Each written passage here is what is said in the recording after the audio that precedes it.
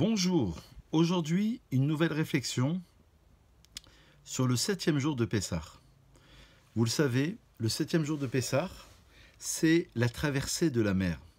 Alors les enfants d'Israël étaient poursuivis par les Égyptiens, tout le monde connaît l'histoire, et voilà qu'ils rentrent dans la mer se divise en 2 ou en 12 d'après le Talmud, et le Talmud dans Sota explique exactement la condition et les conditions. D'après une lecture, c'est Narshon ben Aminadav, de la tribu de Yehuda, qui s'est jeté à la mer. D'après une autre lecture, c'était un autre Nassi de la tribu de Binyamin. Toujours est-il qu'ils vont traverser la mer à pied sec, Betor Hayam Bayabasha, et Bayabasha Betor Hayam. Le Gaon de Vina relève qu'il y a une contradiction, parce qu'il y a un verset qui dit qu'ils traversent la mer, Betor Hayam, ils vont à l'intérieur de la mer, Bayabasha à pied sec. Il y a un autre verset qui dit Bayabasha Betor Hayam, à pied sec en traversant la mer. Le Gaon de Vina, qui était un génie dans la Torah, il y a un peu plus de 200 ans, il est mort en 1798. Il étudiait, petite parenthèse, 22 heures par jour. Il ne dormait que 4 fois une demi-heure. C'était un véritable génie dans la Torah. Et il explique que ceux qui étaient confiants, ils se jetaient à la mer, mais c'était Bayabasha, c'était à pied sec. Ceux qui n'étaient pas confiants, qui manquaient de confiance en Dieu, c'était d'abord Bayabasha, à pied sec, mais ils étaient Betor Hayam, ils avaient le sentiment d'être dans la mer. Ça dépendait, dit le Gaon, du niveau de la croyance des enfants d'Israël. Mais ce qui est intéressant, c'est de voir que, évidemment, c'est Mida Keneged Mida, c'est mesure pour mesure. Les Égyptiens vont être noyés dans la mer, sauf le roi Pharaon, qui va reconnaître à la fin, qui va devenir le roi de Ninive, d'après une lecture. Il va reconnaître le Dieu d'Israël, il va dire Mika Mocha Ba'ilim Hashem, Micha Mocha, qui est comme toi parmi les dieux, on traduit Hashem. Ou alors, on pourrait le traduire Micha Mocha Ba'ilim Hashem, qui est comme toi parmi les muets. C'est ce qu'on appelle le mutisme divin. Il aime, c'est quelqu'un qui est muet. Ça veut dire que l'être qui n'intervient pas forcément, qui se tait, mais qui est là, qui est présent, c'est l'être divin. Qui est comme toi, le roi Pharaon, qui représentait la clipa, l'écorce de l'impureté et du mal. À la fin, il y a une transformation du mal en bien, ou même le mal, cette idée est relevée par le Ramchal, Ramoshe Chaim Lusato, qui emploie très souvent les 3 grands principes. Je vous demande 1 minute d'attention. Il dit que le but de la Torah, c'est le dévoilement du nom divin, c'est de reconnaître la Hashgacha, la providence divine dans ce monde-ci, que c'est Dieu qui gère les événements dans ce monde-ci, donc reconnaître la présence divine, les Galot Yichudot, le dévoilement de son unicité. Deuxième point, dit le Ramchal, le but de la Torah du judaïsme, c'est justement de comprendre que Dieu s'ingère dans la nature, la Hashgacha, la providence. Et le troisième point, très élevé, dit le Ramchal, si on n'a pas compris ça, d'après lui, on n'a pas compris la Torah, c'est Hazarat Harar Letov, c'est la transformation du mal en bien. Ça veut dire que même le roi Pharaon, qui était celui qui voulait anéantir le peuple, à la fin, il reconnaît. À la fin, il reconnaît. Donc, qui est comme toi parmi les muets, Elim, pas Elohim parmi les dieux, mais qui est comme toi, Hachem, justement parmi les muets, parce que c'est le mutisme divin.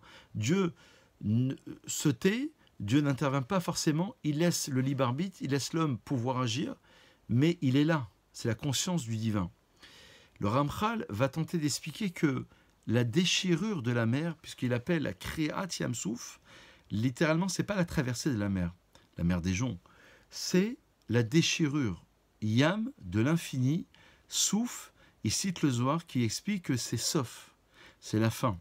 Et il cite le Zohar, et encore 1 minute d'attention, qui explique la chose suivante, c'est Sof Kol Dargin Vedargin. C'est la fin de chaque degré, de chaque graduation. Alors l'explication, c'est de dire que quand les enfants d'Israël ont traversé la mer, ils ont traversé le temps, c'est la déchirure du temps.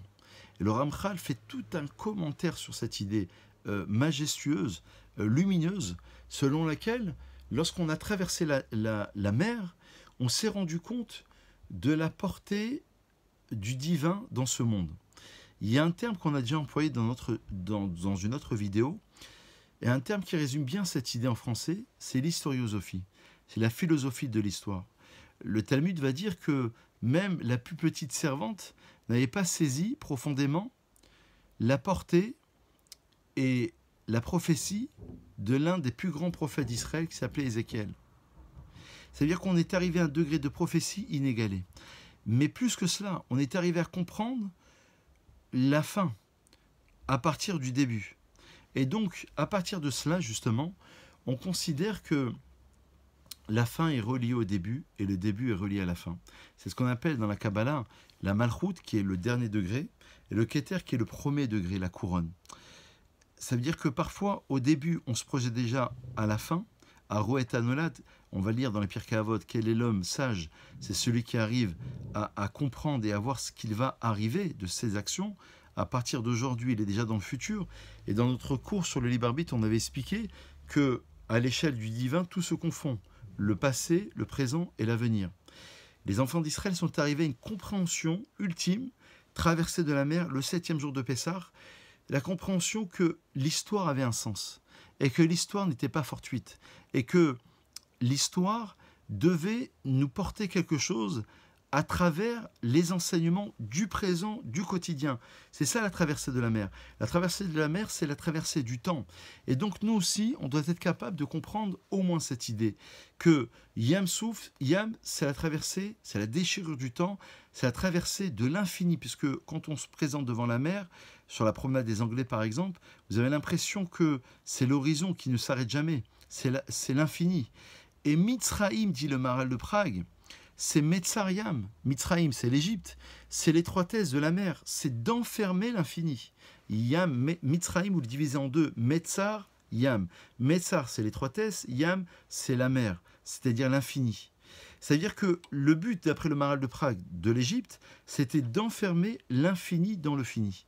Et le but de la sortie d'Égypte, c'est de révéler l'infini dans le fini. C'est exactement l'inverse. C'est d'arriver à une révélation telle qu'on arrive à comprendre que le temps a un sens, que l'histoire a un sens et que nous avons un sens.